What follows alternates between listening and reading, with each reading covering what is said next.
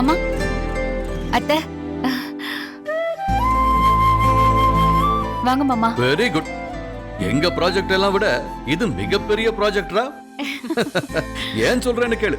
நானும் இத்தனை வருஷத்துல ஒரு தடவையாவது உங்க அத்தைக்கு ஒரு புடவைய அயன் பண்ணி கொடுக்கணும்னு ட்ரை பண்ணிக்கிட்டே இருக்கேன். ஒரு பக்கம் மடிச்சா இன்னொரு பக்கம் கசங்கி போயிடுது. என்ன பண்ண சொல்ற? என்னால முடியல. அப்புறம் அந்த போட்டோ ஒண்ணு கொடுத்தோமேம்மா, அதை எங்க மாட்டி இருக்க?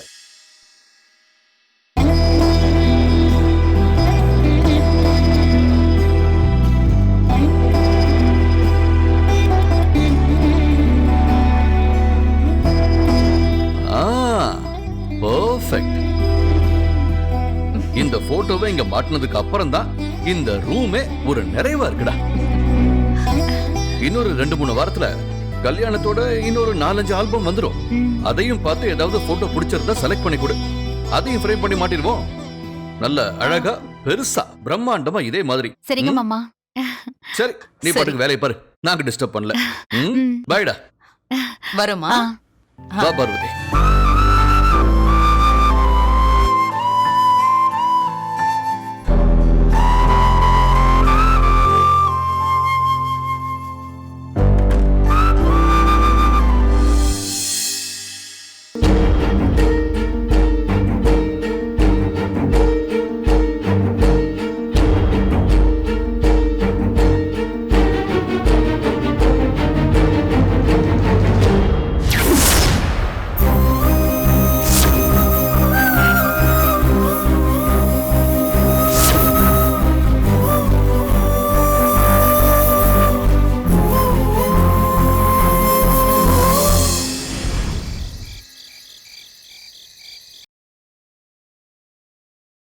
காவியா, ஏய் உட்காரு உட்காரு உட்காருமா. உட்காரு.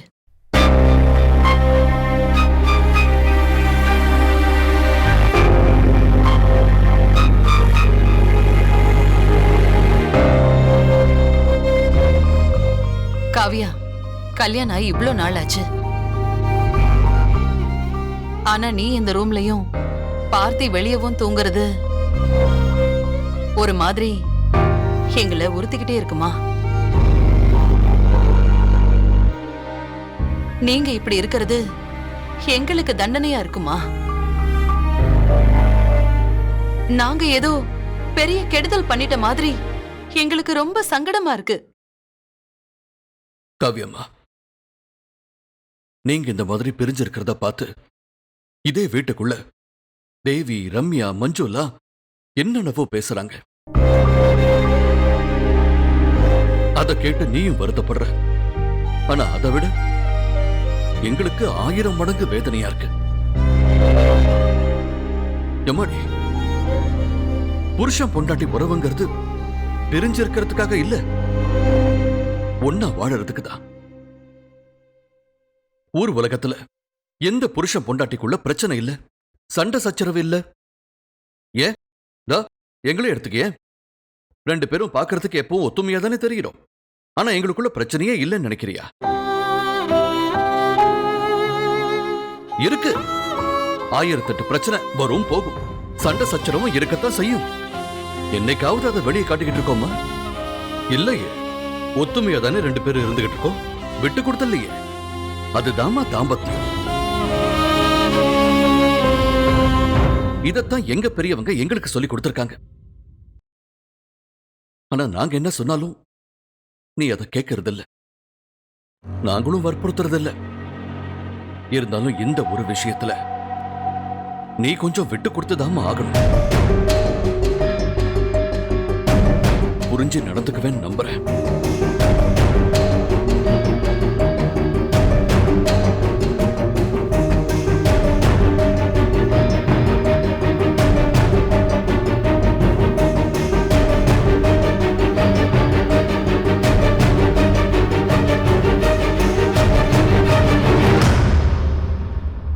இந்த போட்டோவை ஏமா இப்படி திருப்பி வச்சிருக்க?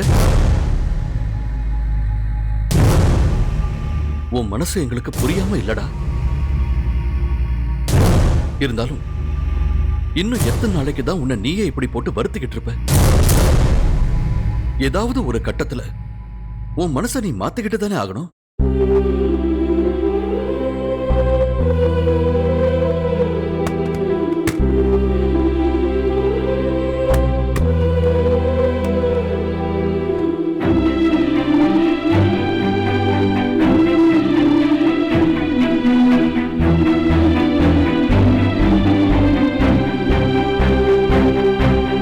இனிமே இந்த போட்டோ இதே மாதிரி தான் இருக்கணும். இந்த போட்டோல நீங்க 2 பேரும் எப்படி ஒத்துமையா இருக்கீங்களோ அதே மாதிரி உங்க வாழ்க்கையிலையும் நீங்க என்னைக்கும் ஒன்னா ஒத்துமையா இருக்கணும். அந்த எண்ணம் உங்க மனசுல வரணும் தானே இந்த போட்டோவையே இங்க மாட்டி வைக்க சொன்ன. புரிஞ்சுக்குவேன்னு நினைக்கிறேம்மா.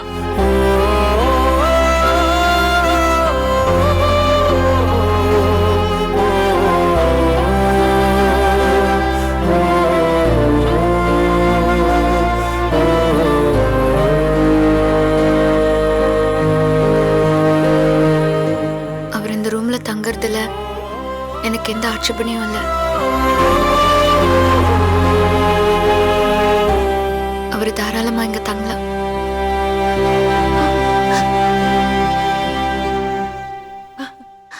இது போதுமா?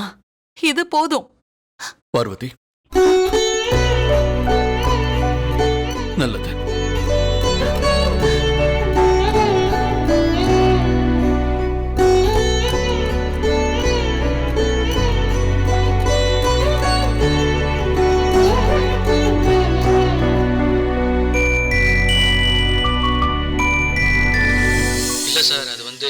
ஏங்க, எதுக்கு இன்னைக்கு வேலைக்கு வந்தீங்க? நான் தான் உங்களை ஒரு வாரத்துக்கு லீவ் எடுத்துக்க சொன்னேன்ல. இல்லை சார், நான் இல்லைன்னா இங்கே வேலை ஓடாது. ஒர்க்கர்ஸ் வேறு கம்மியாக இருக்காங்க. அரவிந்த், வேலையெல்லாம் அப்புறம் பார்த்துக்கலாம். முதல்ல போய் உங்கள் ஒய்ஃபை பாருங்க. ஏங்க, டெலிவரி டைமில் அவங்க பக்கத்தில் இல்லாமல் சைட்டில் என்ன பண்ணிட்டு இருக்கீங்க? முதல்ல போங்க, அவங்க கூட போய் ஹாஸ்பிட்டலில் இருங்க. சைட்ல ஆள் இருக்குங்க, நான் பாத்துக்கிறேன். ரொம்ப தேங்க்ஸ் சார். பரவாயில்லைங்க, இட்ஸ் ஓகே. Take care.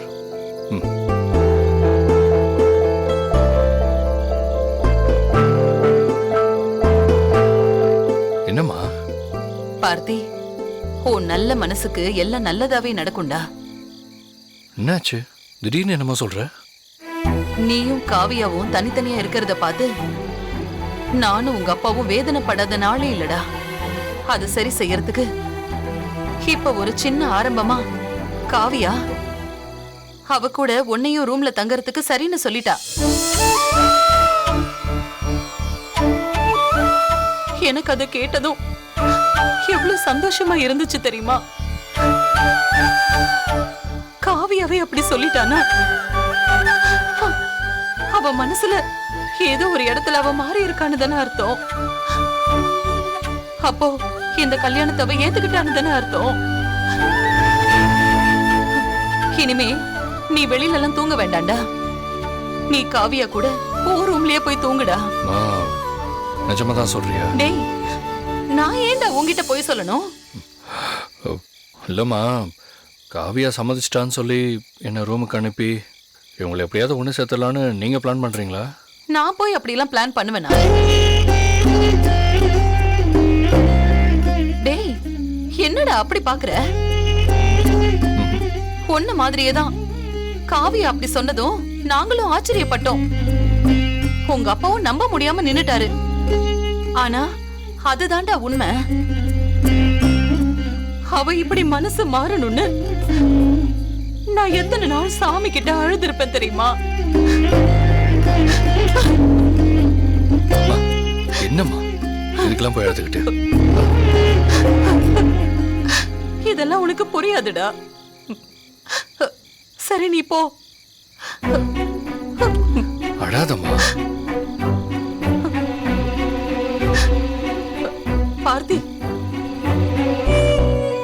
இத பாரு, இப்பதான் அவ கொஞ்சம் இறங்கி வந்திருக்கா. இப்படி கொஞ்சம் கொஞ்சமா தான் யதார்த்த வாழ்க்கைக்குள்ள அவ வருவா. டேய், நீ கொஞ்சம் பொறுமையா இருடா. அவ ஏதாவது தப்பு பண்ணாலும் நீ விட்டு கொடுத்து போ. அவ மனசு கஷ்டப்படுற மாதிரி எந்த வார்த்தையும் சொல்லிடாத. அவளை ஒரு குழந்தை மாதிரி பாத்துக்கோடா. அவ பாக்குறதுக்கு நல்ல பொண்ணா இருக்காடா. ஆனா அவ மேல நாம கோவப்படணும்னே சில நேரம் அவ நடந்துக்கிற மாதிரி தோணுதுடா. ஆனா உண்மையாவே அவளுக்கு நம்ம மேல எந்த கோவமும் இல்லடா. அவ ரொம்ப நல்லவ. இதையெல்லாம் உனக்கு சொல்லணுங்கிற அவசியமே இல்ல. ஏன்னா உன்கிட்ட வேலை பாக்குறவங்களையே அவங்க வைஃப நல்லா பாத்துக்கணும்னு அட்வைஸ் பண்றவ நீ. அதனால நீ அவளை நல்லா பாத்துக்குவேங்கிற நம்பிக்கை எனக்கு இருக்குடா. நீ போடா. சரி, நான் போறேன். நீ போய் உள்ள படுத்துங்க. சரியா? போமா. சரிடா.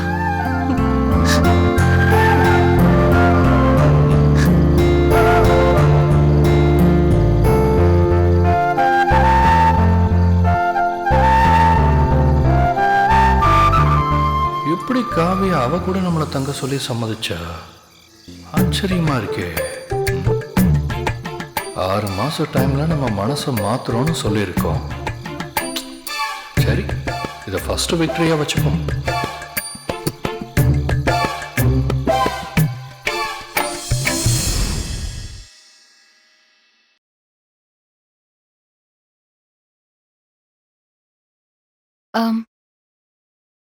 என்ன பண்ணிட்டு இருக்கீங்க? ஒன்றும் இல்லை, மெயில் பண்ணிட்டு இருக்கேன். உங்களுக்காக மூலிகை ரசம் ஒன்று செஞ்சேன்.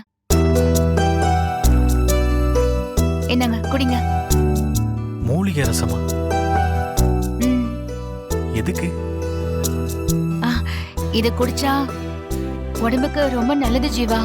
அதான் செஞ்சேன். நான் நல்லா தானங்க இருக்கேன், எனக்கு எதுக்கு? நீங்க நல்லதா இருக்கீங்க. ஆனா ரீசன்ட் டேஸா நீங்க ட்ரிங்க் பண்றீங்கல்ல, அதனால உங்க உடம்புல நிறைய டாக்ஸின் சேர்ந்திருக்கும். இத குடிச்சா அதெல்லாம் ஆட்டோமேட்டிக்கா போயிடும். அது மட்டும் இல்லாம நீங்க ட்ரிங்க் பண்றதால உங்க லிவர் எல்லாம் ஆல்கஹாலால அஃபெக்ட் ஆயிருக்கும். அதான் குடிங்க. இல்லைங்க, நான் இப்பதான் சாப்பிட்டேன். இத சாப்பிட்டு தான் குடிக்கணும். நீங்க பயப்படுற மாதிரி இதுல எதுவுமே இல்ல. சுக்கு, மிளகு, திப்பிலி, அதிமதுரம், இந்த மாதிரி நாட்டு மூலிகைலாம் கலந்திருக்கு. இத என் பாட்டி கிட்ட கேட்டுதான் நான் செஞ்சேன். குடிங்க. ஐயோ, பயப்படாம குடிங்க. சூப் மாதிரி தான் இருக்கும்.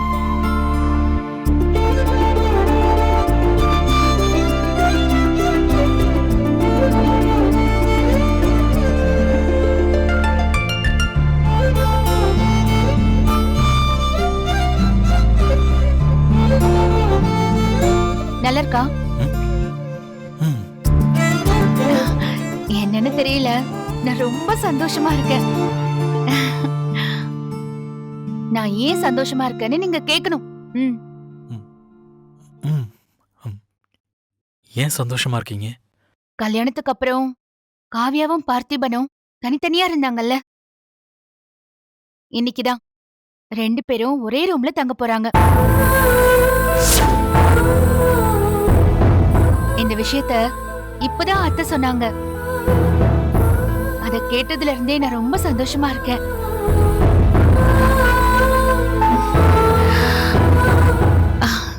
உங்களுக்கு காவியாவை பத்தி தெரியுமா? தெரியுமா? தெரியாது. ரொம்ப சென்சிட்டிவ். அதனாலதான் அவளால பார்த்திபனை உடனே அக்செப்ட் பண்ண முடியல.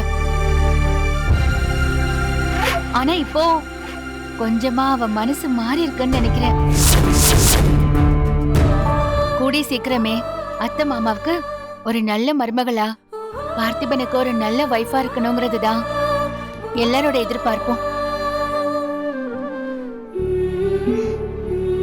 நீங்க என்ன யோசிக்கிறீங்க?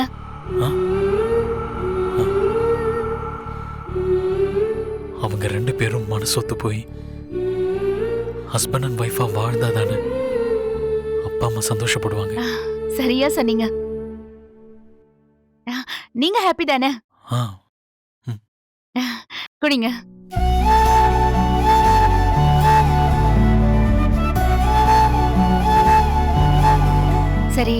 நான் போய் கிச்சன்ல எல்லாத்தையும் எடுத்து வச்சுட்டு வந்துடுறேன்.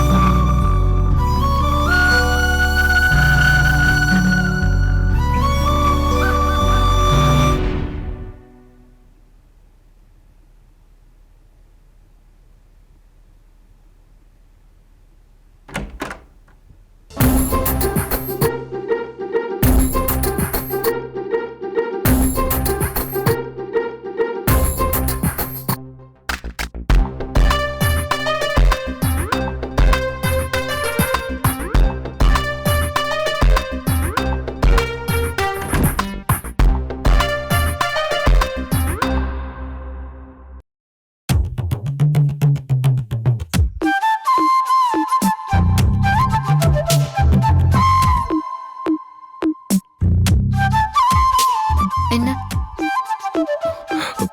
என்னவா?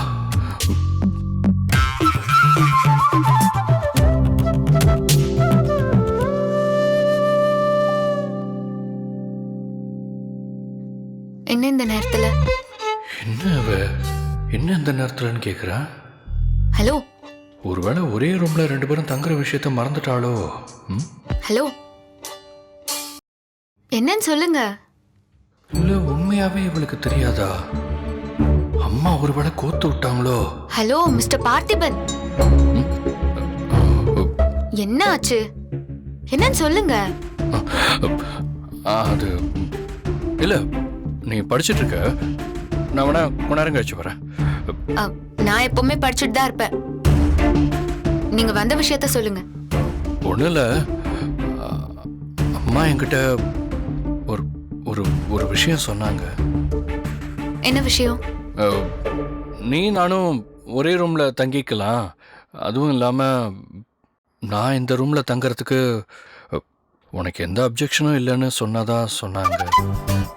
அதான் நானும் நீயும் இந்த ரூமை ஷேர் பண்ணிக்கலாமான்னு கேட்க வந்தேன். அத்தையும் மாமாவும் கேட்டாங்க, நானும் ஓகேன்னு சொல்லிட்டேன். ஆஸ் அ ஃப்ரெண்டா நம்ம 2 பேரும் இந்த ரூமை ஷேர் பண்ணிக்கிறதுல எனக்கு எந்த ஆட்சேபனையும் இல்லை. உங்களுக்கு இப்போ தூக்கம் வருதுன்னா நீங்க படுத்துக்கோங்க. நான் உங்க ஒர்க் ஸ்பேஸ்ல போய் படிச்சுக்கிறேன். ஐயோ இல்ல, எனக்கு தூக்கம்லாம் வரல. ஆக்சுவலா எனக்கும் கொஞ்சம் வேலை இருக்கு, நான் அதை முடிச்சுட்டு வந்து படுத்துக்கிறேன். நான் 12 மணிக்கு படிச்சு முடிச்சிருவேன். படிச்சதும் டோரை லாக் பண்ணிடுவேன்.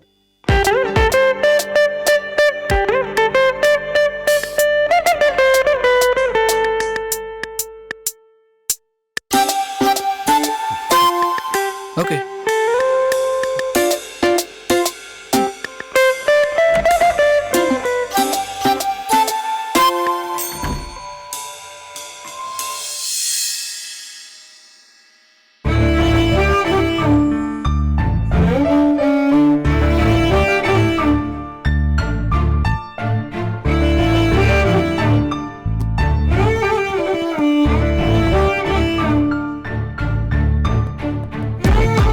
பரவாயில்லையே, காவியா கிட்ட நிறைய சேஞ்சஸ் இருக்கு. முன்னாடிலாம் நம்ம போய் கேட்டாலும் எரிஞ்சு விழுவா. இப்ப நார்மலாவே பேசுறாளே.